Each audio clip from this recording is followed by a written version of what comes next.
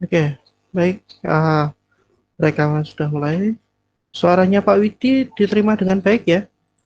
Iya, Pak. Iya, Pak. Ya, Pak. Sip, terima kasih semuanya. Bismillahirrahmanirrahim. Assalamualaikum warahmatullahi wabarakatuh. Waalaikumsalam Waalaikumsalam warahmatullahi wabarakatuh. Baik, alhamdulillahirrahmanirrahim. Kita masih diberi kesempatan untuk bisa bertemu pada pagi hari ini dalam kondisi sehat walafiat dan insya Allah tanpa ada kekurangan suatu apapun nanti ke depannya. Baik, karena ini mata kuliah yang pertama, sebelum kita mulai perkuliahan pada hari ini, marilah kita berdoa sama-sama. Semoga apa yang akan kita pelajari akan bermanfaat untuk kedepannya dan insya Allah bermanfaat untuk pribadi dan untuk orang banyak. Berdoa mulai.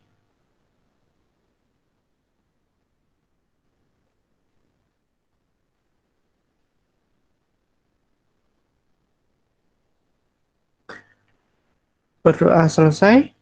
Baik, nanti seperti biasa presensi akan saya lakukan di akhir perkuliahan supaya kalau sekarang biasanya pada masuknya terlambat-lambat ya.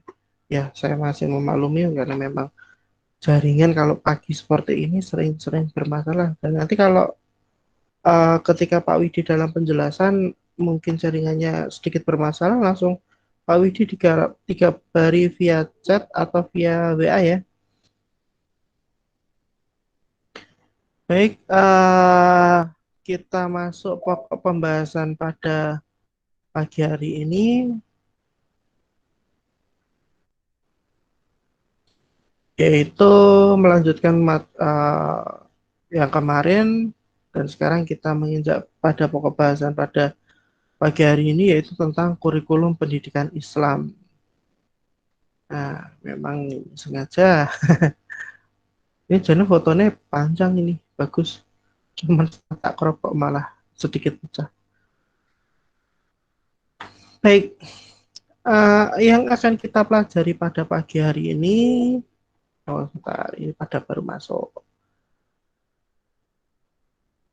Oke, oke, ya pada masuk.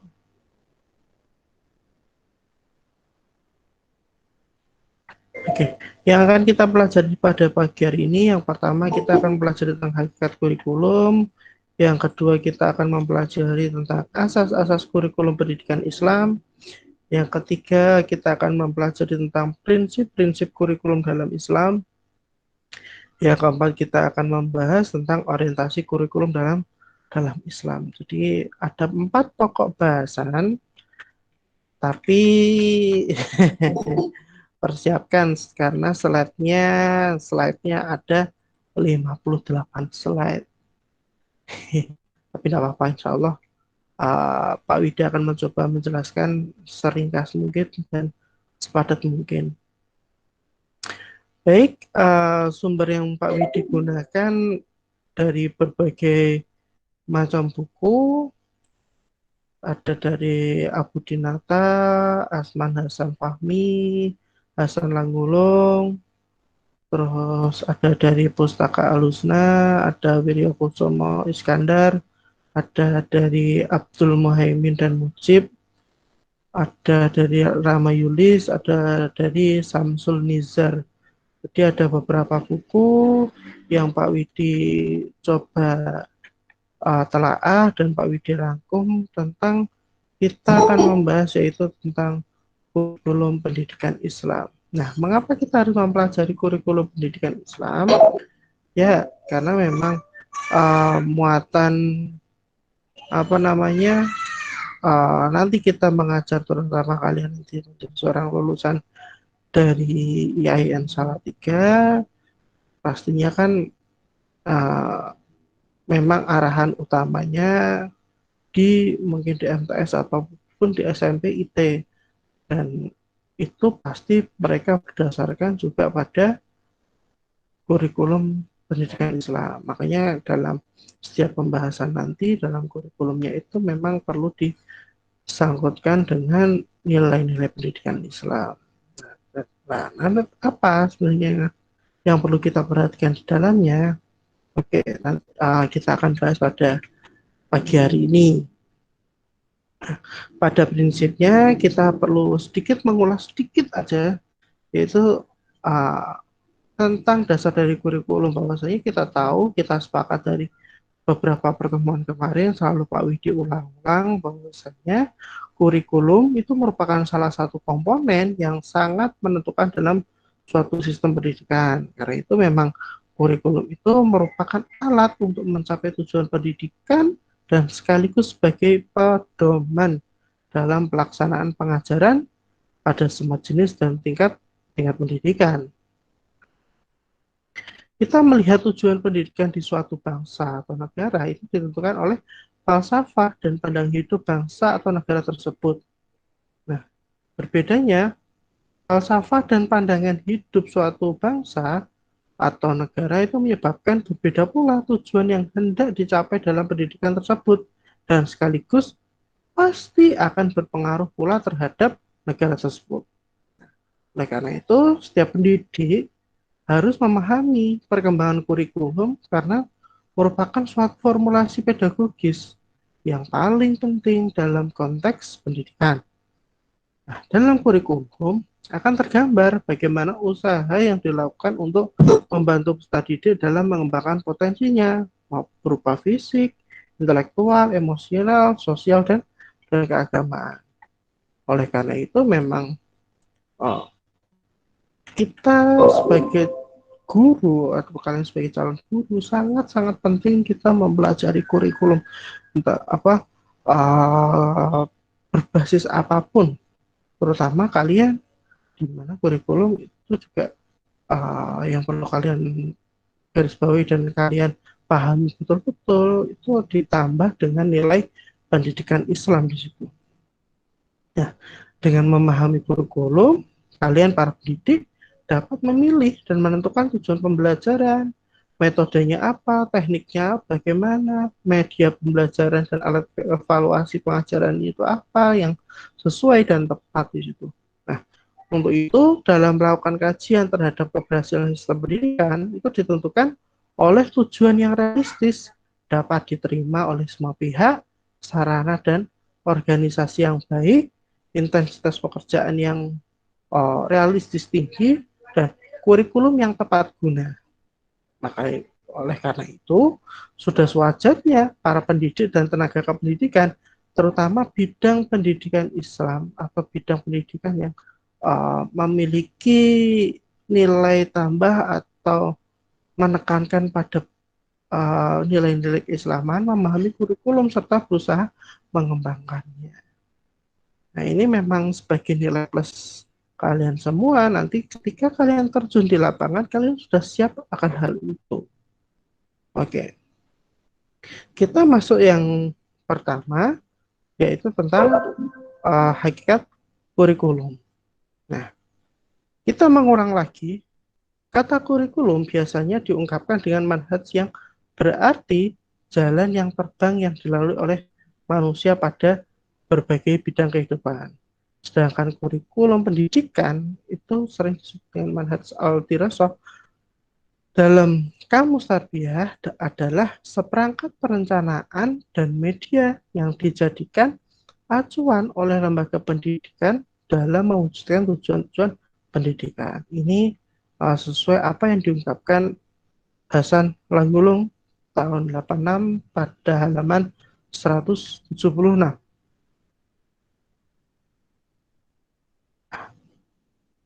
Dengan demikian, pengertian kurikulum dalam pandangan modern itu merupakan program pendidikan yang disediakan oleh sekolah yang tidak hanya sebatas bidang studi dan kegiatan belajarnya saja, akan tetapi meliputi segala sesuatu yang dapat mempengaruhi perkembangan dan pembentukan pribadi peserta didik sesuai dengan tujuan pendidikan yang diharapkan, sehingga itu dapat meningkatkan mutu kehidupannya yang pelaksanaannya bahkan saja di sekolah, bukan saja di sekolah tapi juga di luar sekolah juga.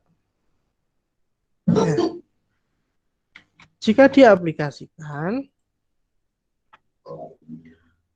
jika diaplikasikan dalam kurikulum pendidikan Islam, maka kurikulum itu berfungsi sebagai pedoman yang digunakan oleh pendidik untuk membimbing peserta didiknya ke arah tujuan tertinggi pendidikan Islam melalui akumulasi sejumlah pengetahuan, keterampilan, dan sikap. Pak Widi selalu mengingatkan kepada kalian bahwasanya memang kurikulum itu sebagai pedoman.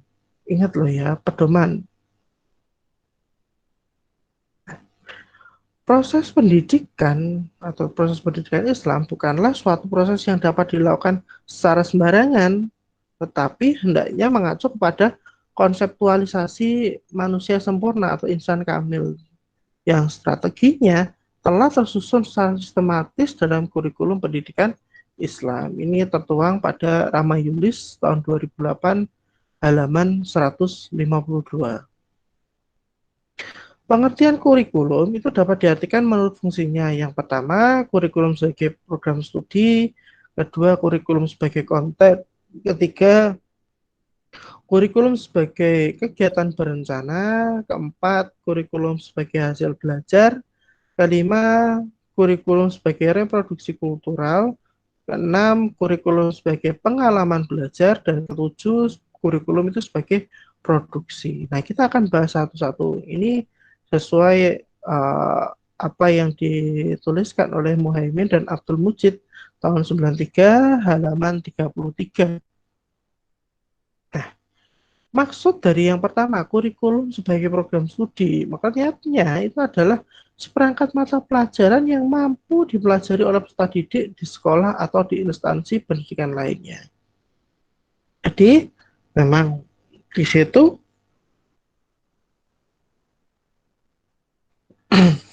kurikulum itu posisinya sebagai seperangkat mata pelajaran yang mampu dipelajari oleh peserta didik di sekolah ataupun di instansi pendidikan lainnya. Jadi memang pada prinsipnya satu set seperangkat ya di situ kurikulum. Yang kedua yaitu kurikulum sebagai konten. Maksudnya adalah data atau informasi yang tertera dalam buku-buku kelas tanpa dilengkapi dengan data atau informasi lainnya yang memungkinkan timbulnya belajar. Kurikulum sebagai kegiatan berencana, maksudnya adalah kegiatan yang direncanakan tentang hal-hal yang akan diajarkan dan dengan cara bagaimana hal itu dapat diajarkan dengan hasil yang baik. Kurikulum itu sebagai hasil belajar itu maksudnya adalah seperangkat tujuan yang utuh untuk memperoleh suatu hasil tertentu tanpa menspesifikasikan cara-cara yang dituju untuk memperoleh hasil-hasil itu atau seperangkat hasil belajar yang direncanakan dan diinginkan. Jadi itu maksud dari kurikulum sebagai hasil belajar.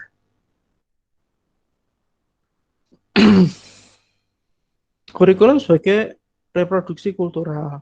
Maksudnya adalah transfer dan refleksi butir-butir kebudayaan masyarakat agar dimiliki dan dipahami peserta didik atau anak-anak generasi muda masyarakat tersebut supaya memang kultural suatu tempat atau itu tidak cepat punah.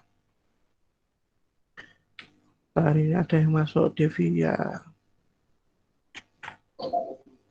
Kurikulum sebagai pengalaman belajar. Maksudnya di sini adalah keseluruhan pengalaman belajar yang direncanakan di bawah pimpinan sekolah. Karena itu, yang nomor 7 sebagai produksi, maksudnya adalah seperangkat tugas yang harus dilakukan untuk mencapai hasil yang ditetapkan terlebih dahulu. Berarti kalau kita melihat pengertian dari 7 tadi,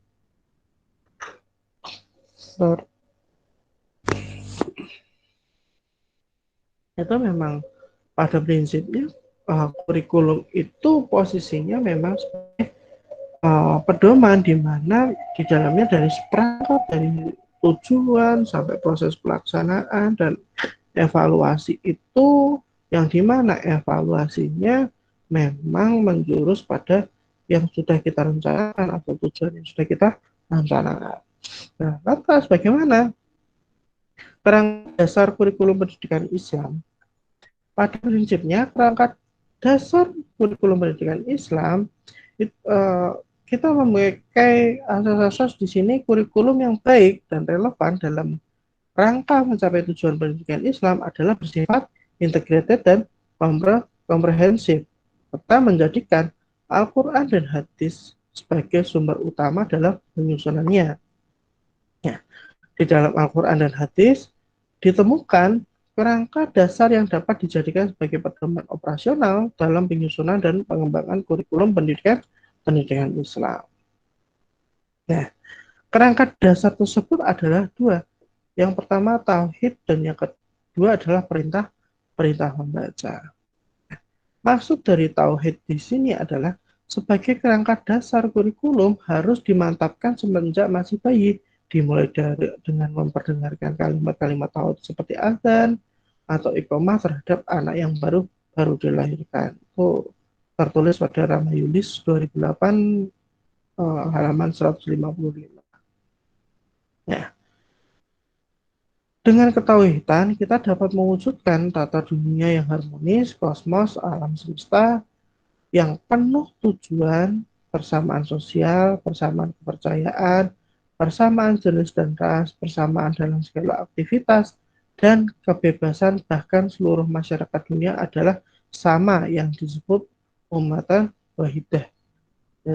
Uh, ini dituliskan oleh Rama Yulis 2008 halaman 156. Nah, yang kedua adalah perintah membaca. Kita mengingat kisah Nabi Muhammad tentang perintah membaca. Perintah membaca ayat-ayat Allah meliputi 3 macam ayat, yaitu yang pertama ayat Allah yang berdasarkan wahyu, ayat Allah yang ada pada diri manusia, dan ayat Allah yang terdapat di alam semesta di luar diri manusia. Nah, perintah membaca ini, ketiga macam ayat Allah tersebut jiwanya adalah tauhid, disinilah letaknya kurikulum pendidikan Islam. Sebab menurut Islam, semua pengetahuan datang dari Allah. Tapi cara penyampaiannya ada yang langsung dari Allah dan ada pula yang melalui pemikiran manusia dan pengalaman indera yang berbeda satu sama yang lain. Seperti firman Allah pada Quran surah Al-Alaq ayat 1 sampai 5. Coba Pak Widi pengen mendengar suara merdunya Mas Adib Khairul Rafiq. Mas Adib, Mas Adib, Ya, Pak. coba bacakan surat Al-Alaq ayat 1 sampai 5.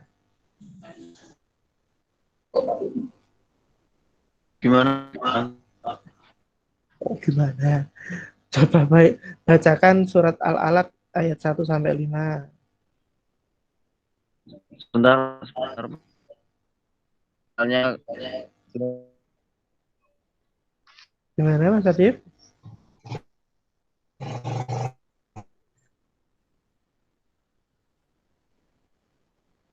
Oke, Mas Adib mungkin lagi bikin kopi. Coba Pak Widi pengen dengar suaranya Mbak Oni Satlifa. Mbak Oni, Ya, Pak. coba bacakan Quran surah Al-Alaq ayat 1 sampai 5. Ya, Pak, sebentar.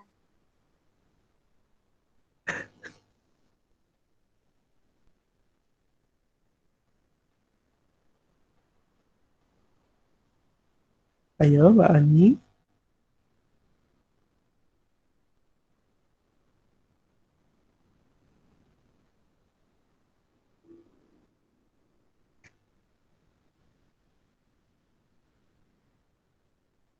Mbak Oni, kok menghilang?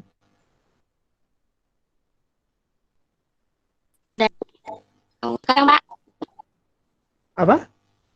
Sekarang, Ya, silakan. A'udzubillahi minasyaitonir rajim. Bismillahirrahmanirrahim. Iqra bismi rabbikal ladzi khalaq. Khalaqal insana khalaq. Iqra wa rabbukal akram. Alladzi 'allama bil qalam. 'Allamal insana ma lam ya'lam. Sudah, Pak. Oke, bagus. Coba saya pengen dengar yang lainnya. Terima kasih Mbak Anissa Tlifa. Pak Adam. Pengen mendengarkan suaranya hmm, yang cowok Mas Viga. Mas Viga, Iya, Pak. coba bacakan surat Al-Alaq ayat 1-5. Langsung ya, Pak. Iya dong. Bismillahirrahmanirrahim.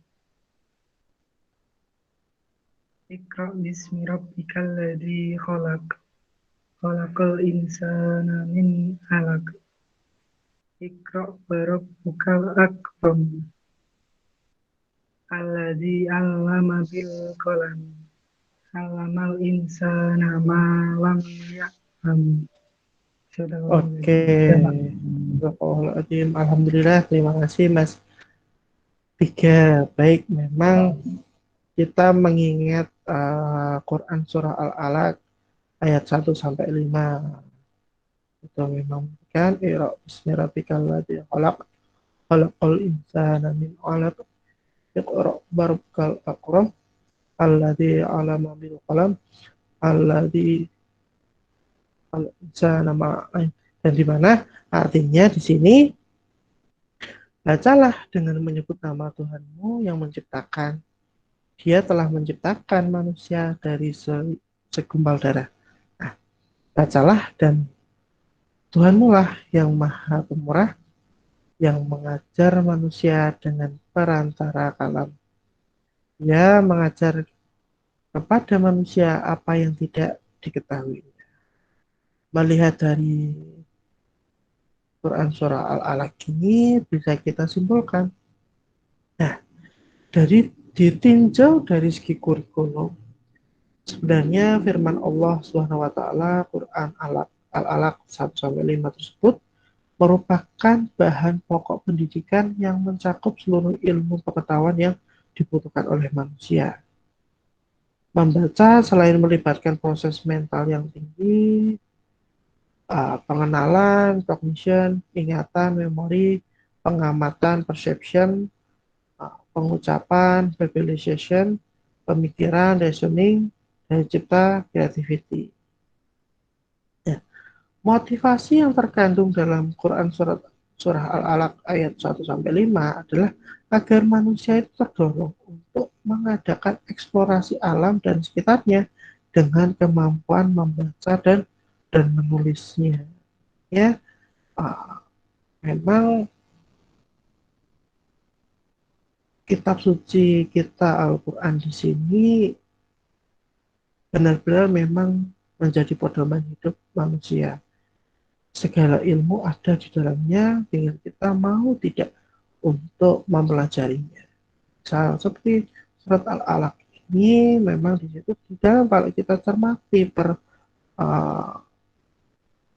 kata per kalimat di situ memang di dalamnya itu terdapat bahan pokok pendidikan yang mencakup seluruh ilmu pengetahuan, dimana dari pengenalan, ingatan, pengamatan, pengucapan, pemikiran, dan daya cipta, sehingga memang secara tersurat maupun tersirat Allah itu merintahkan agar manusia terdorong untuk mengadakan eksplorasi alam dan sekitarnya dengan kemampuan membaca dan menulisnya. Ingat ya, eksplorasi, bukan eksploitasi. Jadi memang kita diminta untuk mengeksplor alam kita dan sekitarnya untuk kita benar-benar tahu ilmu yang ada di sekitar kita itu apa di situ. Barulah kita masuk dasar kurikulum pendidikan Islam.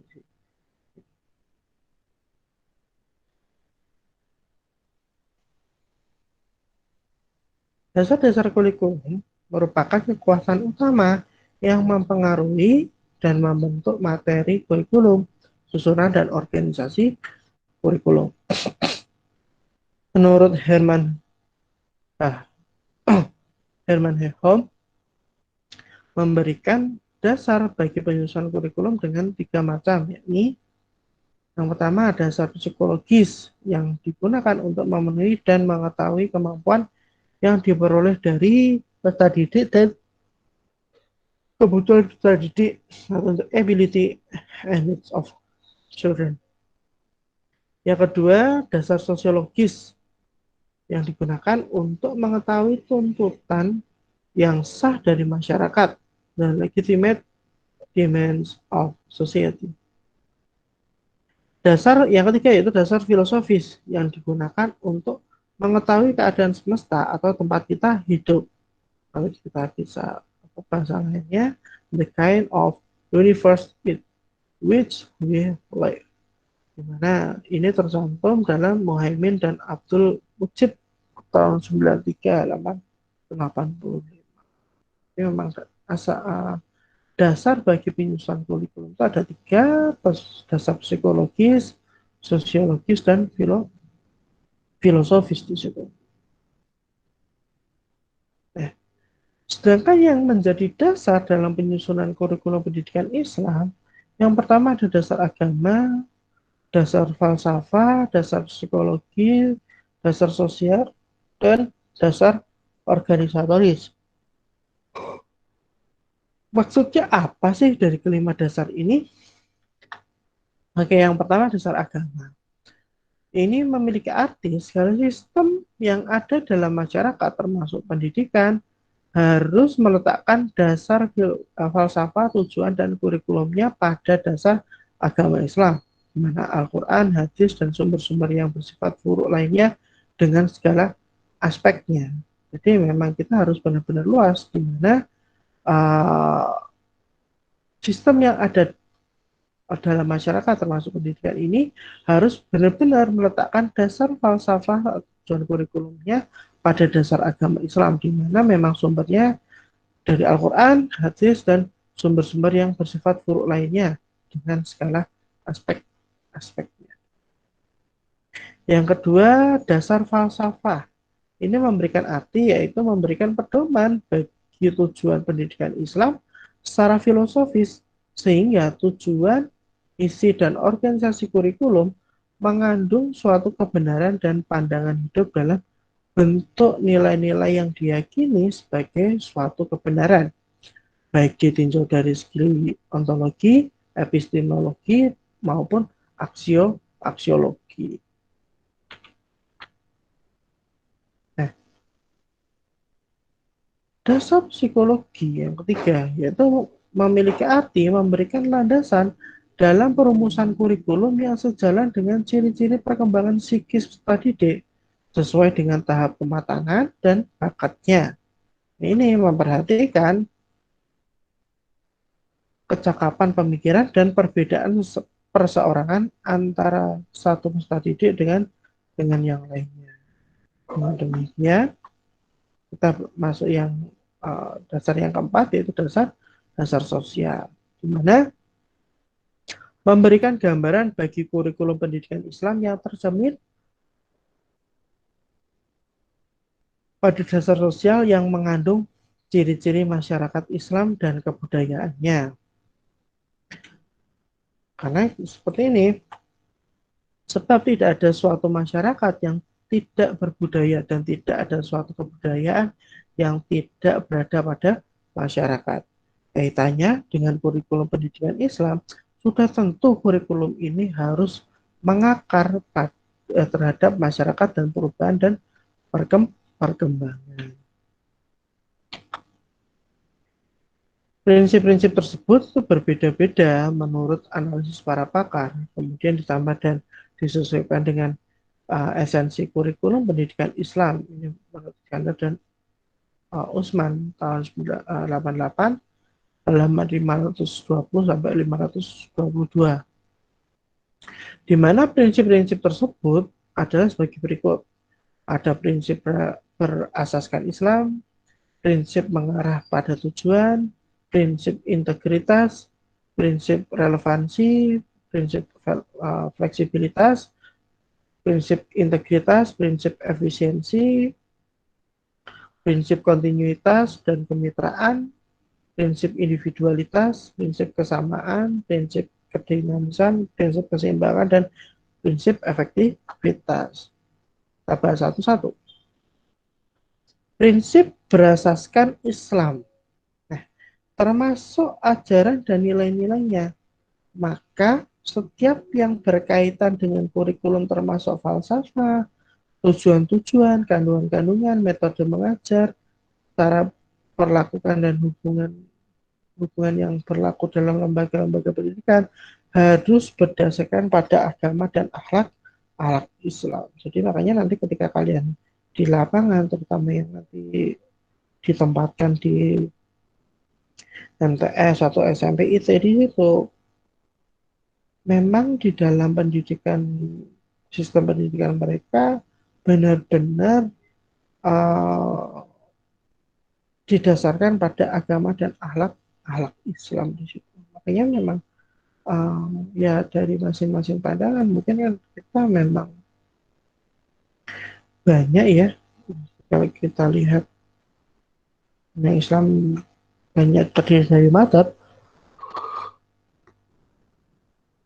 dan yang masuk ke dalam Indonesia menjadi beberapa golongan, makanya memang sekolah-sekolahnya memiliki ciri khas yang masing-masing, tapi memang harus berangkat pada tadi Al-Quran, hadis-hadis, dan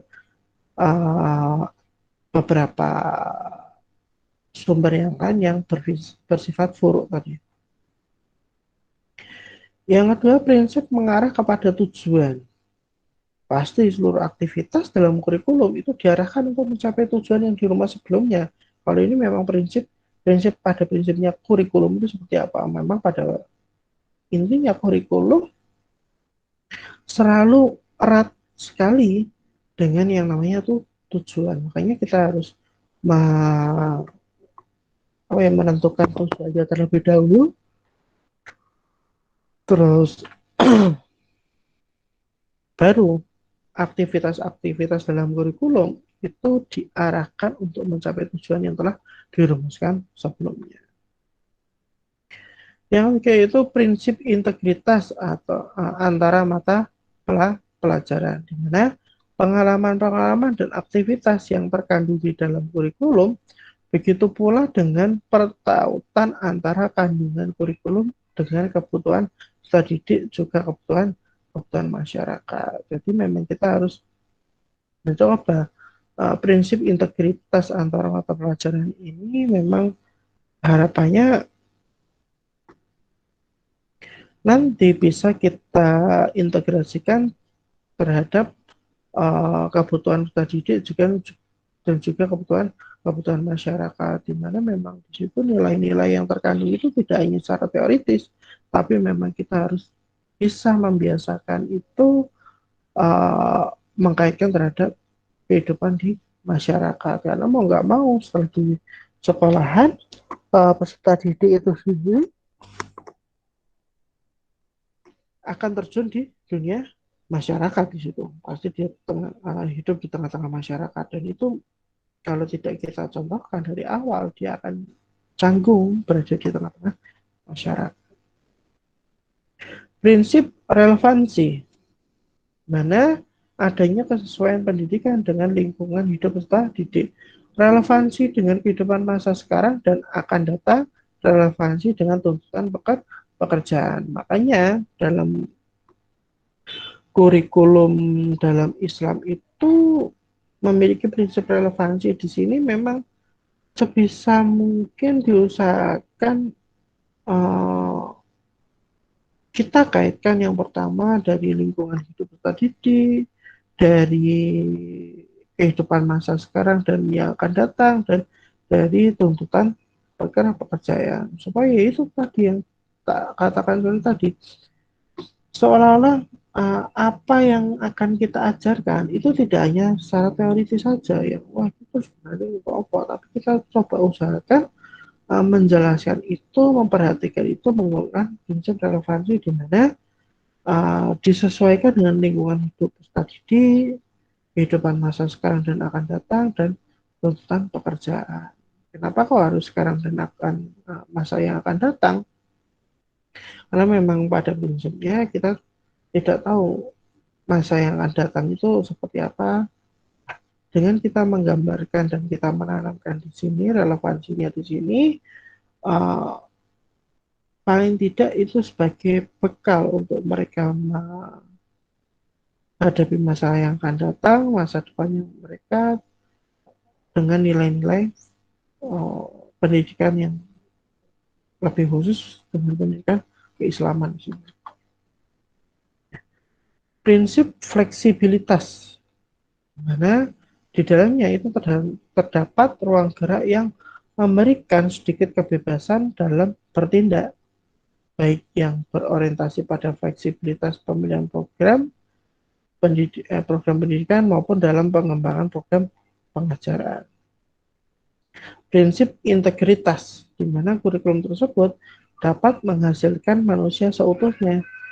Nah, manusia yang mampu mengintegrasikan antara fakultas pikir dan fakultas pikir, serta manusia yang dapat menyelaraskan struktur kehidupan dunia dan struktur kehidupan di akhirat. Ini memang pada prinsipnya sesuai dengan perintah Allah juga, kita harus menyeimbangkan antara hablum minallah dan hablum minannas di situ.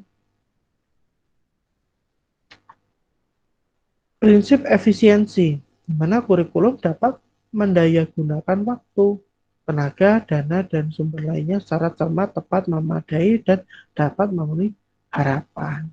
Memang kali ini memang pure nilai-nilai dari Islam itu, dari memang kita harus menyelaraskan dari mana mendayagunakan antara waktu, tenaga, dana, dan sumber lainnya itu secara benar-benar cermat, tepat, memadai, dan dapat memenuhi harapan. Tidak berlebihan dan jangan sampai kurang. Prinsip kontinuitas dan kemitraan, di mana bagaimana susunan kurikulum yang terdiri dari bagian berkelanjutan dengan kaitan-kaitan kurikulum lainnya, baik secara vertikal, penjenjangan tahapan, maupun secara horizontal. Prinsip individualitas, di mana maksudnya di sini adalah bagaimana kurikulum memperhatikan perbedaan pembawaan dan lingkungan anak pada umumnya, yang meliputi seluruh aspek peserta atau aspek pribadi peserta didik, seperti perbedaan jasmani, watak, intelijensi, bakat, serta kelebihan dan kekurangannya di dalamnya. Hingga prinsip kesamaan memperoleh kesempatan dan demokratis. Di sini maksudnya adalah bagaimana kurikulum dapat memberdayakan semua peserta didik dalam memperoleh pengetahuan, keterampilan, dan sikap sangat diutamakan. Nah, seluruh peserta didik dari berbagai kelompok, seperti kelompok yang kurang beruntung secara ekonomi dan sosial, yang memerlukan bantuan khusus, berbakat, dan unggul, berhak menerima pendidikan yang sesuai dengan kemampuan dan kecepatannya. Sehingga memang prinsip kesamaan memperoleh kesempatan dan demokratis, sehingga memang harusnya memang apalagi asas dari Indonesia itu sendiri adalah gotong royong ya, karena memang itu harus bisa menerapkan prinsip kesamaan memperoleh kesempatan dan demokratis di situ. Ya, memang kita harus melatih juga peserta didik kita dengan prinsip-prinsip ini.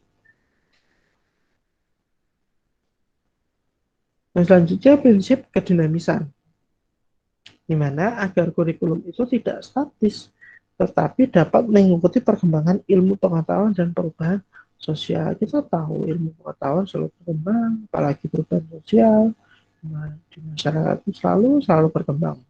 Ini dengan adanya prinsip kedinamisan supaya kurikulum itu tidak statis atau seperti saja, tapi dapat selalu mengikuti perkembangan maupun perubahan ilmu pengetahuan maupun perubahan sosial.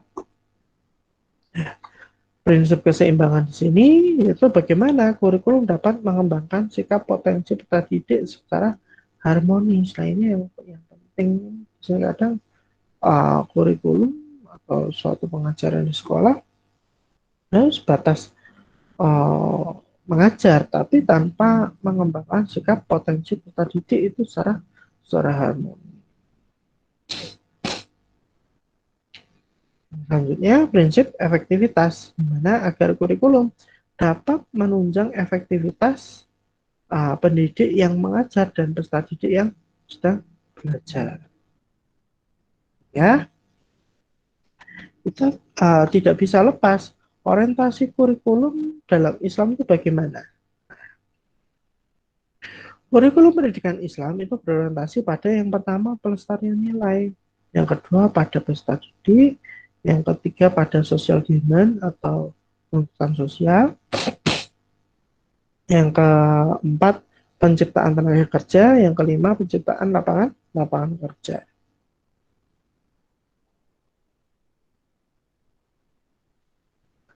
Oke, yang pertama kita akan membahas orientasi pelestarian nilai. Nah, dalam pandangan Islam, nilai terbagi atas dua macam, yaitu nilai yang turun dari Allah Subhanahu wa taala, nilai ilahiyah, dan nilai yang tumbuh dan berkembang dari peradaban manusia itu sendiri atau nilai insaniah. Nah, kedua nilai tersebut selanjutnya membentuk norma-norma atau kaidah-kaidah kehidupan yang dianut dan melembaga pada masyarakat yang mendukungnya. Nah, tugas kurikulum di sini selanjutnya adalah menciptakan situasi-situasi dan program tertentu untuk tercapainya pelestarian kedua nilai tersebut. Nah, orientasi ini itu memfokuskan kurikulum sebagai alat untuk tercapainya agent of konservatif. Nah, selanjutnya berorientasi pada peserta didik. Orientasi ini memberikan pedoman arah pada kurikulum untuk memenuhi kebutuhan peserta didik yang disesuaikan dengan bakat, minat, dan potensi yang dimilikinya, serta kebutuhan peserta didik. Nah, orientasi ini diarahkan kepada pembinaan 3 dimensi peserta didik, yakni yang pertama, dimensi kepribadian sebagai manusia, kedua dimensi produktivitas yang menyangkut apa yang dihasilkan peserta didik, yang ketiga dimensi kreativitas. Nah, dimensi kepribadian itu kemampuan untuk menjaga integritas antara sikap, tingkah laku, etika, dan moralitas. Sedangkan dimensi produktivitas yang menyangkut apa yang dihasilkan peserta didik dalam jumlah yang lebih banyak, kualitas yang lebih baik setelah ia menamatkan pendidikannya. Dimensi kreativitas yang menyangkut kemampuan peserta didik untuk berpikir dan berbuat, menciptakan sesuatu yang berguna bagi diri sendiri dan masyarakat. Nah, dari orientasi tersebut bisa kita tarik kesimpulan bahwasanya orientasi pada peserta didik sini memang benar-benar menekankan pada kepribadian, produktivitas, dan kreativitas. Artinya kita sebagai seorang pendidik itu tidak hanya mengajar saja, kita perlu yang namanya mendidik, di mana kepribadian itu butuh didikan dari guru dan keluarga serta masyarakat. Produktivitas anak itu juga perlu diarahkan dan tidak hanya sekadar mengajarkan sesuatu, tapi kita harus mendampingi untuk mendidik mereka, apalagi dengan dimensi kreativitas yang harapannya peserta didik itu nanti untuk kedepannya dia mampu untuk berpikir dan berbuat serta bisa menciptakan sesuatu yang berguna bagi diri sendiri dan masyarakat, tidak hanya bisa menciptakan yang kurang tidak berguna untuk masyarakat atau pemerintah, tapi sebisa mungkin memang diarahkan untuk dimensi menciptakan sesuatu yang berguna bagi diri sendiri minimal dan bagi masyarakat. Nah, yang selanjutnya orientasi pada masa depan perkembangan ilmu pengetahuan dan teknologi atau iptek. Kemajuan suatu zaman itu ditandai oleh kemajuan ilmu pengetahuan dan teknologi serta produk-produk yang dihasilkannya.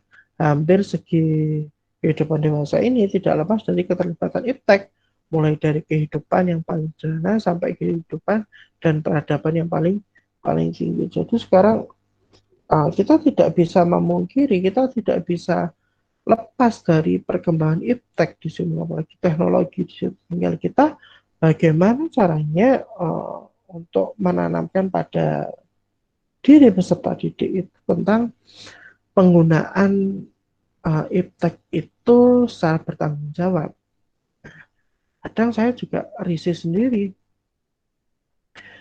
dengan adanya statement masyarakat, apalagi itu ketika diutarakan oleh dia yang sudah mengenyam pendidikan tinggi, sampai menyebutkan teknologi itu bisa merusak masyarakat, bisa merusak anak-anak. Tunggu dulu. Kita tidak bisa menyebutkan seperti itu sebenarnya. Teknologi itu dia hanya sebagai alat. Alat itu mau dibuat menjadi baik bisa, mau dibuat menjadi buruk itu bisa, tergantung pada siapa yang menggunakan. Nah, jika dalam penggunaannya itu dia masih minim dengan tanggung jawab, minim pengawasan dan lain, pasti akan digunakan secara tidak bertanggung jawab dan tentu ke arah negatif. Pisau itu juga bentuk teknologi yang dulu hanya di masa purba itu menggunakan batu, terus mulai menggunakan logam, dan sekarang berkembang menjadi adanya pisau seperti itu.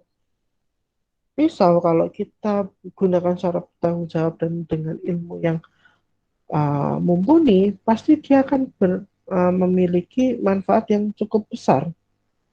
Misal untuk memasak, terus untuk memotong-motong hal yang untuk membantu segala aktivitas kita, itu adalah pisau. Kalau kita memiliki ilmu dan bertanggung jawab dalam menggunakan pisau tersebut. Tapi kalau seandainya kita tidak berilmu, kita tidak memiliki dasar agama, dan kita menggunakan tidak tanggung jawab, pasti pisau itu akan sangat barang-barang yang sangat berbahaya, seperti bisa untuk membunuh dan lain-lain. Nah, sama seperti teknologi, gadget dan lain-lain. Sebenarnya itu adalah alat, tergantung siapa yang menggunakan. Kalau yang menggunakan itu dia tidak bertanggung jawab dan ilmunya tidak berilmu, saya kira juga akan berdampak negatif. Tergantung dalam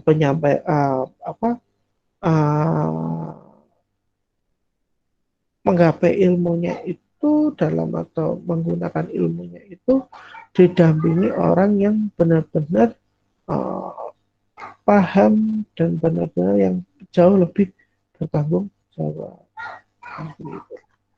Jadi saya tidak setuju semakin berkembangnya teknologi, ahlak orang-orang atau ahlak anak-anak itu akan turun. Ya, saya langsung tanya lah, anak-anak itu Anda awasi atau tidak? Atau Anda memang setelah Anda fasilitasi habis itu tidak Anda awasi? Nah, itu yang jadi masalah sebenarnya. Yang selanjutnya orientasi pada social demand atau tuntutan sosial, di mana pada prinsipnya kehidupan adalah berkembang. Tanpa perkembangan berarti tidak ada kehidupan. Orang kita lahir aja dulu tidak bisa apa-apa, kita lahir hanya bisa menangis dan ngompol. Sekarang kita berkembang dari intelijensinya, berkembang dari perilakunya, sehingga kita bisa sekarang bisa sampai kuliah, kita bisa membaca, kita bisa mengerjakan sesuatu. Masyarakat yang maju adalah masyarakat yang ditandai oleh munculnya berbagai peradaban dan kebudayaan, sehingga masyarakat tersebut mengalami perubahan dan perkembangan yang pesat. Orientasi kurikulum di sini adalah bagaimana memberikan kontribusi positif dalam perkembangan sosial dan kebutuhannya, sehingga output di lembaga pendidikan mampu menjawab dan mengatasi masalah-masalah yang dihadapi masyarakat. Yang selanjutnya, orientasi penciptaan tenaga kerja, di mana sebagai konsekuensinya kurikulum pendidikan itu diarahkan untuk memenuhi kebutuhan kerja yang ditujukan setelah lulus dari lembaga sekolah. Peserta didik mempunyai kemampuan dan keterampilan yang profesional, mana di situ keterampilan yang profesional, berproduktif dan kreatif, mampu mendayagunakan sumber daya alam, sumber daya diri, dan sumber daya situasi yang mempengaruhinya. Ingat, mendayagunakan sumber daya alam, sumber daya diri, dan sumber daya situasi yang mempengaruhi, di mana semua ini memang perlu dasar yang ditanamkan, yaitu tanggung jawab. Makanya memang dalam nilai keislaman itu tanggung jawab itu adalah mutlak. Tanggung jawab, disiplin itu sudah kita diajarkan dalam agama kita, sudah sejak dini, sejak lahir itu sudah di masih ada yang baru masuk, Allah, Emma baru masuk.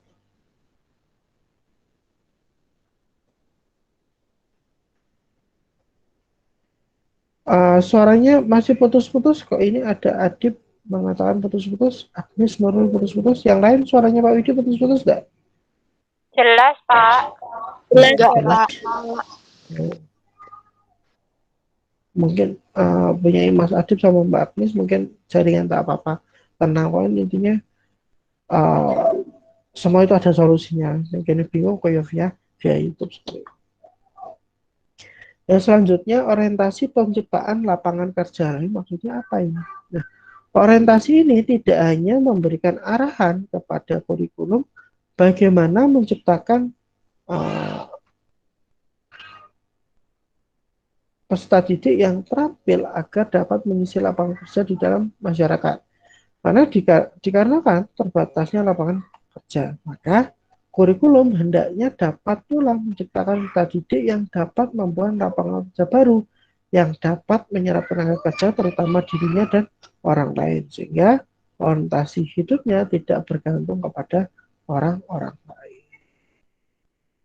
Nah, demikian kita saya dirikan ada 3 kesimpulan dari apa yang sudah saya utarakan ini. Yang pertama, di mana pengertian kurikulum dalam pandangan modern itu merupakan program pendidikan yang disediakan oleh sekolah yang tidak hanya sebatas bidang studi dan kegiatan belajar mengajar, akan tetapi meliputi segala sesuatu yang dapat mempengaruhi perkembangan dan pembentukan kepribadian peserta didik sesuai dengan tujuan pendidikan yang diharapkan. Nah ini sehingga dapat meningkatkan mutu kehidupannya yang pelaksanaannya bukan saja di sekolah tetapi juga di luar sekolah. Ada 4 komponen utama kurikulum. Yang pertama, tujuan-tujuan yang ingin dicapai. Kedua, pengetahuan atau knowledge. Yang ketiga, metode dan cara mengajar. Yang keempat, metode dan cara penilaian atau evaluasi. Kesimpulan yang ketiga yaitu prinsip-prinsip kurikulum dalam Islam. Prinsip berdasarkan Islam, prinsip mengarah pada tujuan, prinsip integritas antar mata pelajaran, prinsip relevansi, prinsip fleksibilitas, prinsip integritas, prinsip efisiensi, prinsip kontinuitas, prinsip individualitas, prinsip kesamaan, prinsip kedinamisan, prinsip keseimbangan, dan prinsip efektivitas. Kurikulum pendidikan Islam itu berorientasi kepada yang pertama pelestarian nilai, kedua peserta didik, masa depan perkembangan ilmu pengetahuan dan teknologi atau iptek, social demand, dan penciptaan tenaga kerja dan orientasi penciptaan lapangan kerja. Maka dari sinilah memang kita tidak bisa menghindar dari perkembangan ilmu dan teknologi. Namun selama di situ kita tanamkan dari diri kita dan diri peserta didik tentang nilai-nilai yang terkandung dalam masyarakat dan nilai-nilai terkandung dalam Islam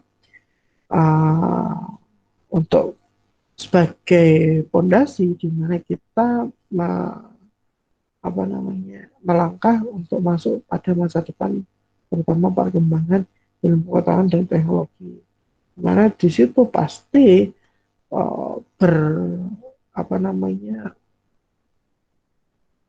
berhubungan dan nanti pasti kita akan kehidupan di masyarakat yang di dalamnya memiliki social demand atau tuntutan sosial. Oleh karena itu kita memang harus mendidik peserta didik kita dan akan adanya kreativitas dan lain-lain sehingga dapat mereka itu dalam penciptaan tenaga kerja dan orientasi penciptaan lapangan pekerjaan supaya bisa bermanfaat terhadap diri sendiri dan orang lain. Oke, ini daftar pustakanya yang tadi Pak Widi maksud. Oke, dalam hal ini tidak menutup kemungkinan kita sebagai seorang pendidik, apalagi nanti kalian terjun di dunia pendidikan yang dengan nilai keislaman, bisa menjadi dasar untuk depannya kalian tidak canggung dalam hal pengaplikasian kurikulum, terutama sekolah yang memiliki nilai-nilai atau yang menekankan pada nilai-nilai keislaman. Oke, Pak Widi cukupkan. Mungkin ada yang ingin ditanyakan sambil menunggu penanya. Mohon kameranya dihidupkan.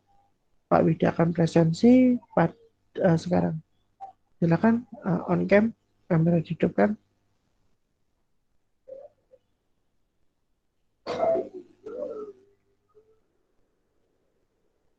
Oke.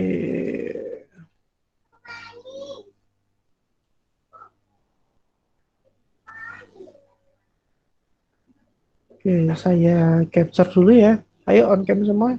Ya Pak Widi bisa capture dulu. Sebentar, Pak. Tenang. Ini sedikit dulu, harus saya tangi turu, harus saya gentes. Atus.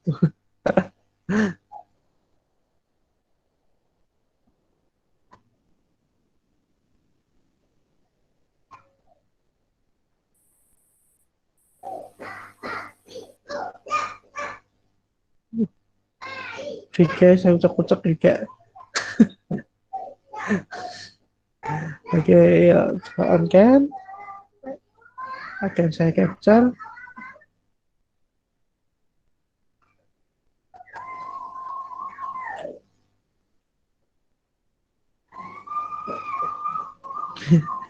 Slow, Mbak Dewi Savitri, tenang.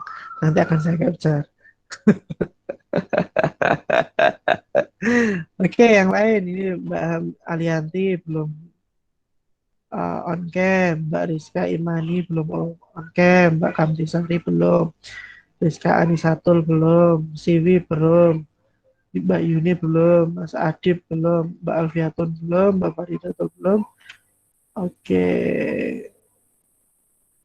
Saya Bismillahirrahmanirrahim. Saya kayak serius dulu.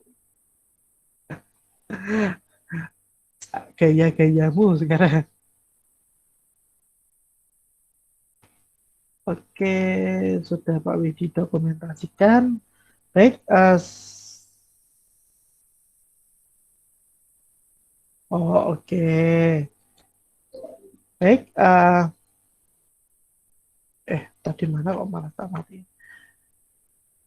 Oke, saya presensi yang pertama Mbak Rahmat Cika. Hadir, Pak. Oke. Mbak Mas Muhammad Vivian Hafani. Masih ganteng Dewi Gopaicis. Mas Muhammad Vivian. Hadir, Pak. Oke, sip. Mbak Yuni Laraswati. Hadir, Pak. Oke. Mbak Ana Francisca Utami. Hadir, Bapak. Oke. Mbak Rizka Anisatul Habibah. Mbak Rizka Anisatul Habibah.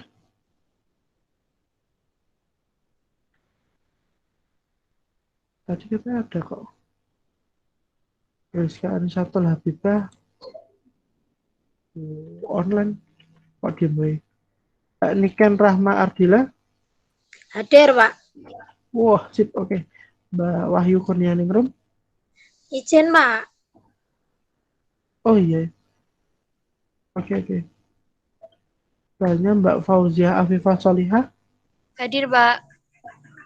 Oke, sebentar.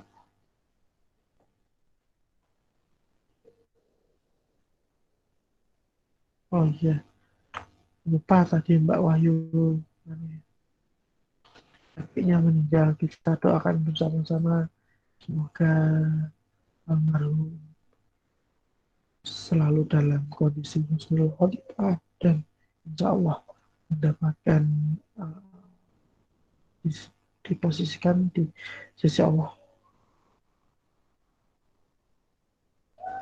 Selanjutnya Mbak Cindy Febriani. Ada, Pak. Oke. Mbak Dewi Savitri.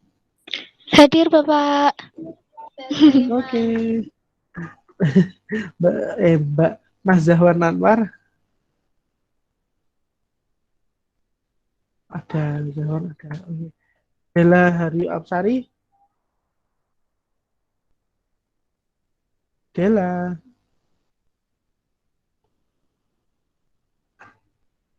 kok enggak terlihat. Dela Haryu Absari. Tidak terlihat ya. Mas Rezal Anando. Kelihatan. Siap, hadir. Oke, sip. Mas Kamti, Mbak Kamtisari. Kamtis. Tadi sih ada, tapi Hadir, Pak. oke, sip. Mbak Anugrah Sukma. Hadir, Pak. Sip. Mbak Agnes Nurul Lutfia. Hadir, Pak. Tadi salah. Oke. Mbak Faizatul Sa'diyah. Hadir, Mbak Pak. Saidatul. Oke. Mbak Faridatul Bahiyah. Mbak Faridatul Bahiyah. Oh, ada di situ. Oke. Mbak Ade Emma Solihah ada. Mas Ada, Ade Pak. Boyle Rafiq ada. Oke, tenang. Mbak Umayya Maharani. Umayya Maharani. Hadir, Pak. Oke, sip. Mbak Hoirunisa Almar'atu Solihah. Hadir, Pak. Oke, Mbak Kampi aman. Selanjutnya Mbak Nur Aini. Hadir, Pak. Mbak Alianti. Ada, Pak. Oke. Mbak Oktaviani Indah Permatasari. Hadir, Pak. Oke. Mbak Rika Veronica. Hadir, Pak. Oke. Mbak Rizka Anandita Emani. Hadir, Pak. Selanjutnya Mbak Siti Nur Fauzia. Mbak Siti Nur tadi ada tiba-tiba keluar. Ini ada deh Mbak Siti Nur. Hadir, Oke. Pak. Oke, ya. Mbak Novia Listiana. Hadir, Pak. Oke. Mbak Hadir. Devia Zakila. Iya Mbak Siti Nur. Tenang Mbak Siti, sudah tenang. Mbak Devia. Hadir, Pak. Hadir, Oke. Pak. Iya. Terus. Mbak Rizka Devi Savitri. Hadir, Pak. Oke. Mbak Oni Satlifa. Hadir, Pak. Oke. Aida Tunisa. Hadir, Pak. Oke. Dewi Kumala. Hadir, Bapak. Iya. Oh, aku saiki iso bedake antara Oni sama Dewi. Saka suarane nek Oni ki rada cempreng, nek Dewi ki rada gedhi suarane. Selanjutnya Mbak Listia Nur Safitri. Hadir, Pak. Oke. Mbak Alfi Wijayanti. Alfi Wijayanti. Tadi kita Hadir, ada. Pak. Nah, gitu dong. Mbak Sivi Febrianti. Hadir, Pak. Oke. Ya, gitu. Mbak Yu Afnan. Yu Afnan. Oh, hadir. Oke, tenang Mbak Yu Afnan. Monitor. Mas Vika, oke. Mbak Alfiatun Nasihah. Alfiatun Nasihah. Oke, termonitor. Baik, yang tidak termonitor Mbak Dela Hari Absari. Nanti kalau ada yang tahu nomor HP-nya dikabari untuk mengikuti via YouTube gitu ya. Baik, ada yang ingin ditanyakan sebelum Pak Widi akhiri? Masih ada berapa? 17 menit seperempat jam lah.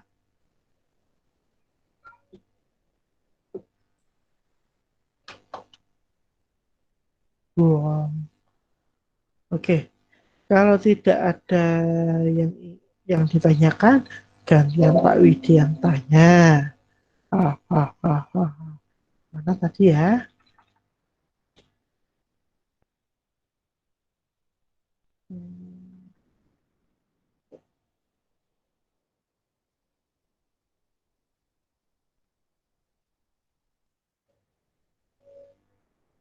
Nah,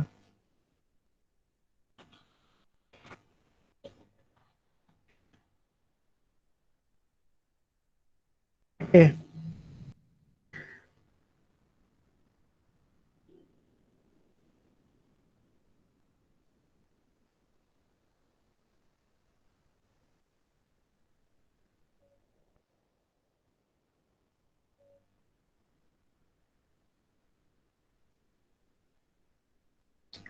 oke.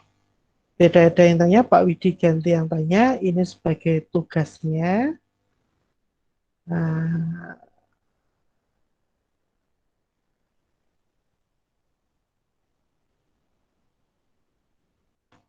bentar, saya ketikkan dulu. Tugas, tugas, dan tugas.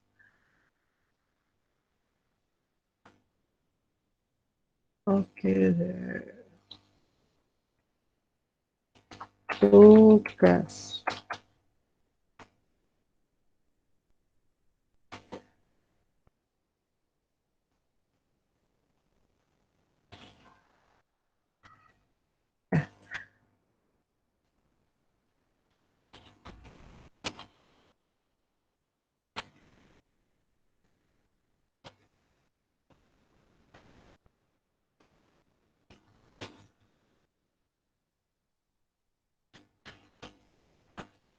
Oke, tugasnya adalah sebagai berikut. Tugas, tugas. Oke.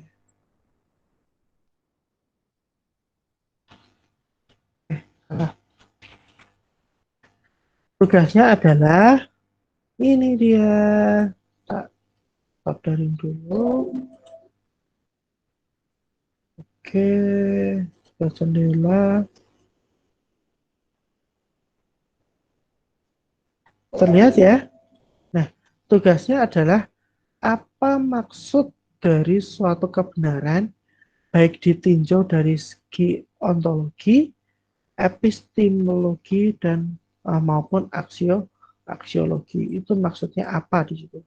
Tolong diketik dalam satu lembar Word, terus dikirimkan ke email. Kalau kelas ini menggunakan email tugas 1 iainsalatiga@gmail.com. Saya tunggu, kasih waktu 1 minggu maksimal, berarti hari Senin jam 23.59. Jadi saya ulangi lagi. Nah, saya capture nanti biar di WA, di grup WA. No, oke.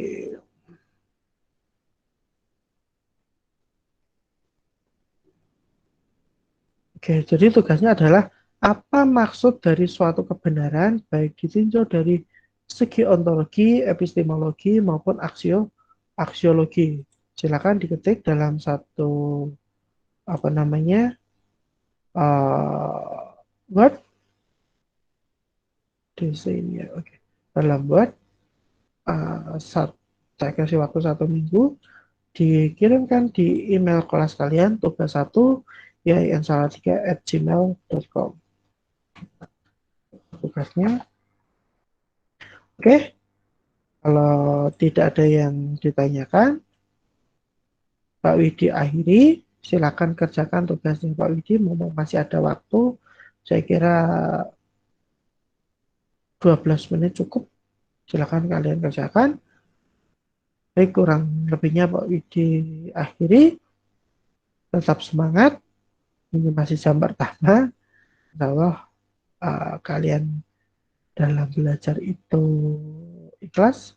Untuk kedepannya akan lebih dimudahkan dalam mempelajari sesuatu. Kurang lebihnya Pak Widi mohon maaf. Wabillahi taufiq wal hidayah. Assalamualaikum warahmatullahi wabarakatuh. Waalaikumsalam warahmatullahi wabarakatuh. Terima kasih, Pak. Sama-sama. Terima kasih, Pak. Iya, sama-sama.